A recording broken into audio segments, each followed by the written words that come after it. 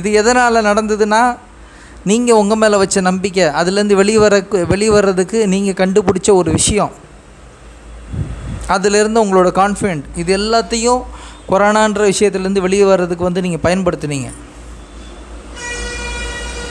God my point? இப்போ நீங்கள் உங்களுக்கு புரியுதா நம்ம கரெக்டாக எங்கே வர்றோம் அப்படின்ற இது உங்களுக்கு தெரியுதா? ஸோ வாழ்க்கையில் பெரிய கஷ்டங்கள், பெரிய கஷ்டங்கள், பெரிய நஷ்டங்கள், பெரிய இழப்புகள், பெரிய பிரச்சனைகளில் போய் ஒருத்தன் மனுஷன் மாட்டினானா அவன் தனியாக போராடி மட்டும்தான் ஜெயிக்க முடியும். அவன் கூட்டு சேர்த்து போராடி ஜெயிக்க முடியாது. தனியாக அவன் போராடணும். தனியாக அவன் வாழணும்னா அவன் தனியாக செத்தாகணும். சாகிற வரைக்கும் போராடணும். அந்த சாவை எதிர்த்து போராடணும்னா மட்டும்தான் அவன் வாழ முடியும்.